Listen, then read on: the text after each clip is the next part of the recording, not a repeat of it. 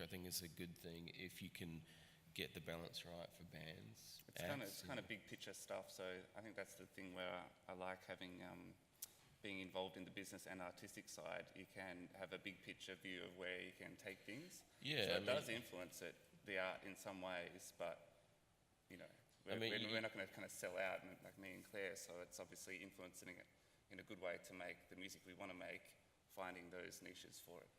Yeah, I mean, being an artist and a manager like yourself, you not only have to work that balance out and make, advise, you're going to feel it too. Yeah, if you've made the wrong decision, you're going to have to fucking suck it up. It's not like walk away and go, well, I'm sure they'll deal with it and they'll hate me for a week. It's like you actually have to deal with it. Yeah. So, that's the interesting thing of, bridging that gap between, being a manager and an artist is you know what's right or wrong, I think. Yeah, half the time, You're in the band, you go, no, that's not a good I idea. kind of use that kind of ethos as well with doing A&R. Obviously, being in a band that's been A&R'd, by American A&R teams and whatever, and what you liked and what you didn't like, and also having that sort of insight into how actually bands work, because they're all different. They all work in so many different ways, and you've really got to develop a true, meaningful relationship with the people as well as the music. You got to keep your eye on the quiet one, don't you? Yeah. Keep your eye on the quiet one. Was that you? Yeah, so like having that sort of insight and knowing how bands work and how, being in a band is the best school for doing this, I think, being around musicians and stuff, because you really understand the intricacies of how it works. Yeah, and the best A&R guys I've ever come across, just all they talk about is music. Yeah. They don't really want to talk about the business, they want to talk about the art. So, you come from a point of view of being in a band and, plying your trade and knowing your art. So that's the perfect point to come at anybody as an A&R guy. So, yeah, it's a smart decision to hire a guy like you, I think, as an A&R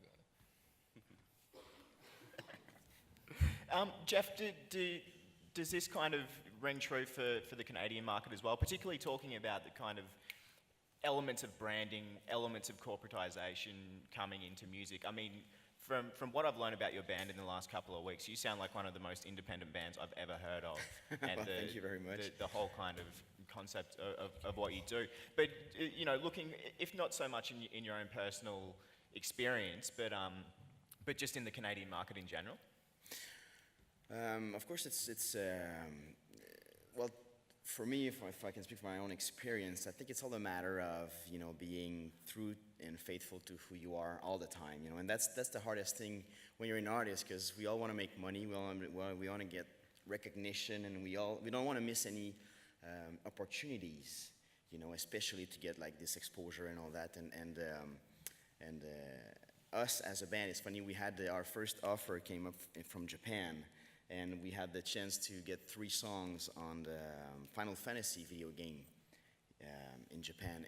And at first it was like super exciting and it was amazing. And of course we're like, oh yeah, we want to do this. But as much as the process was going on, we realized how tight we had to fit into something that was like, like at the end, all they wanted was almost like our name in there, and we had to fight and fight and fight to get just a little inch of creativity in there, but at the end we've been able to manage it because we've, that's who we are. It's like we don't, it's take it or leave it in a way, because I don't want to be, all that exposure is awesome, but I just don't want to be like, only under your conditions, otherwise it's yes, I'm going to get like super exposed and all that, but you lose control at the end, and it's super corporative thing, I'm sure that John Lennon won't be super happy if all of what's going on with his Beatles song right now and all every TV commercials, but in Canada it's the same with mobile and all that industry. It's all about finding the most hip thing at the moment and putting it up there, and bands are just almost like a tool, just to get like, buy this thing, it's super cool, like this band is using it, blah blah. So I think you really got to be authentic to who you are, because you will opportunities will will come if you keep, I think, walking that path of yours.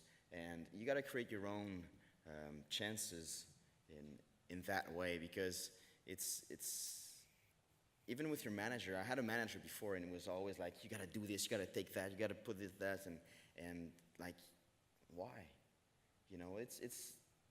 It's not always super useful to be overexposed in the cool things. If it fits with what you do and who you are, fine, do it. But I think that you got to be really aware of where that can lead you, and that to me is key in every decision you should take as an artist. To change the subject a little bit, Mark and Marty, you guys have been making records for a while. So how long have you been making records for? Long time, maybe 15, 18 years or something. No? Oh, not that long, maybe 10? I wasn't particularly good at it to start with, so I'm only just I'm getting the still hang not. of it now. Well, that's actually the exact question I'm going to ask. Oh, there you Do go. you think that that being a musician, transferring those skills from going out playing hundreds of shows and making your own records and stuff like that, do you think that makes you a better producer? I reckon it does, actually, because I think even though I didn't know that much about engineering and just making something sound perfect and a modern kind of sound, I've always been able to take a song and make it sound good on a recording and make it work on a recording. And I don't think that many producers could do that particularly well. Do you think that most producers, or at least quality good producers, come from being a musician originally? Not all the time, I guess, but I think a lot of them are, because otherwise, I think the problem in Australia especially is that there's a lot of engineers. There's not necessarily a lot of producers, I reckon, that can take a band and really help them bring out what's best about that band. But I think probably both musicians and also composers, people like Brian Eno or George Martin, are the ones that are able to really kind of bring that out in bands. Also, I mean, you're out with the band, when you're working with Claire, you're out with the band doing the shows, working on the new songs, touring them, and then you're in the studio, so you have such a broad sort of vision. Reach. It actually works the opposite way with Claire. We write the songs as we're recording them, so I just start with a guitar part, then a vocal, So and you then just build it up don't after sort of, that. I guess it's just, you're being... Yeah, well, it's certainly kind of knowing all the personalities in the band and what everyone can do and what their strengths and limitations are. Do you find it do you find it hard to be in the musical dynamic as in being a band on stage, which is, I don't know, I mean, I sort of, it's like being in a team. Yeah. You've run out onto the paddock and you've got to be together or you're all fucked. Yeah. But in that situation, is it hard to then extricate yourself and then be that person over here who says, well, I'm not sure you should be doing that. Maybe you should change what you're thinking about, and maybe you should choose another melody. Do you find that hard? No, not so much, just because I'm very subtle about it. I'm not like James Brown that used to fine people for making mistakes on stage. You're a cuddler rather than Exactly, a that's right. Yeah. I'm not sure that's for the best, but it keeps the band together, so that's probably a good thing. But as it's well. an interesting dynamic, I think. I mean, I find it with my guys, you're in the band, you're a team, you love each other, group hugs, who's going to do the prayer before the gig? Yeah. And then, 2 weeks later, you got to say, this is a shit idea. Yeah. We shouldn't do that. Yeah. Because I'm the manager at the moment, and this is bad. Yeah. It's hard to kind of sometimes do both. That's but right. ultimately, I think the good thing about being in a band is you do have that deep level of trust and Exactly, the relationships are so understanding, strong after that and time. that's a good starting point. I think. Exactly, that's right. So even though you have those, I'm sure you guys kind of have ups and downs in terms of how the relationships are working and who's strongest and weakest at particular points, but yeah, it always carries it together, and so hopefully you can work through those ups and downs and continue going as you have time. How much did becoming the manager of UMI, how much did that change the dynamic of the band when it initially happened? I mean, it changed it. I mean, it's a learning curve for me, so it wasn't like, I'd completed my law degree and now I was, qualified. I mean, I sort of had to fumble through it for a while. But, on one hand, as we've just discussed, you can't be in that team and then turn around at the same time and say, well, no, I think this is what we should do. And just, you because you have to, as a manager, you kind of have to say, look, I think this is the decision, and then we'll talk about it, without being, you know, authoritarian or anything. But someone has to sort of say, no, I think this is the thing to do, or at least, you know, that role is about taking control to a degree. So on one hand, it was like, hold on a minute, is that what you're doing? But on the other hand, you know, being in the band, and you know, we're essential, you know, brothers, really. You know, it's a good point, you know, from them to come at that someone that they love and trust and have known for a long time has their best interests at heart. So, you know, I think it can work both ways.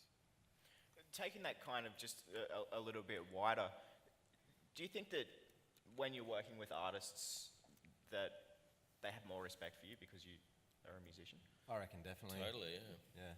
I think especially playing in a band, when a band comes up to record, I guess they feel like they're on the same side. Yeah. I often have conversations with bands that just rag on their managers and stuff like that. And that's one thing, but I guess I feel like I'm on their side with a lot of topics. I'm not saying anything bad about managers, but I think they're like, oh, you've been in a band, sweet, we're seeing eye to eye. Yeah. I'm sure they'd feel the same way talking to you, Andy, because you're in a band too. So. Yeah. Yeah. Yeah, exactly. Yeah, I mean, it's, I don't know. I think being in a band, being a musician, there's, you know, you will always connect with other musicians, even if you don't like particularly what they do or whatever. But you know, you share an existence, I think. So, you know, I find the same thing. Like, you know, the Love Police. You know, my day job. You know, we tour bands, and I always connect on that level, I think, with the bands that, you know, we tour, is on that musical hangout. And, you know, once you know, sometimes some bands that we've toured have gone, oh, fuck, yeah, you're in a band, aren't you? And then it changes slightly. Yeah. You know, rather than, oh, you're the guy who fucking organises our tour, you know, have you sent the deposit to the agent? It's like, oh, okay, right. And then, you know, it's like, oh, brotherhood shit, you know. It's funny, yeah. I mean, I sense it. It's good. Do you bring it up straight away when you're meeting new bands? Do I hand them you or my Yeah. card? Hi, buddy. Yeah, welcome to Sydney. Here's my card. No, but that was a serious question. Do you guys do you bring it up? Is it one of the first things that you talk I about? never bring it up. No. For me, I mean, I'm working with bands, young bands, and you know, so it's definitely a point. It comes up, you know, like because we're talking about music, and you know, it comes up, but it's definitely not what I lead with. Mark, you know, hey, Mark Wilson used to be in Jet.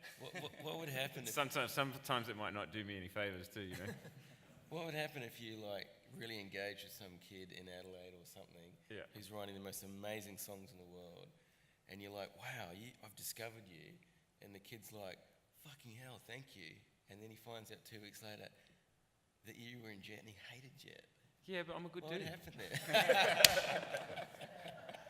Could ruin it all. It could work in reverse. Well, I don't know. You know what? The thing is, I mean, I guess when you're in a band that's got as big as Jet and was sort of everywhere, it's quite polarizing because some people just fucking hate you because they're so sick at you. Some people hate you because they just hate you, and then everyone else loves you. You know. So, but what I find is in the sort of in this position, like I'm talking to people who are aspiring to make records, and you can't really deny that. Whether you love a band or you hate a band, if you're talking to someone who's been in a successful band, they know a thing or two. And I think a lot of even the acts that I talk to are completely different and probably would never have even considered walking past a Jet record. They still know that I know what I'm talking about, and the fact that I like them, you know, I think you'd be silly to sort of pigeonhole someone because, you know, you didn't like their band or whatever. It's not really about that, and I've never found anyone to be sort of resistant or whatever. Everybody's pumped, you know, like because they know that I know what I'm doing, you know, and you know.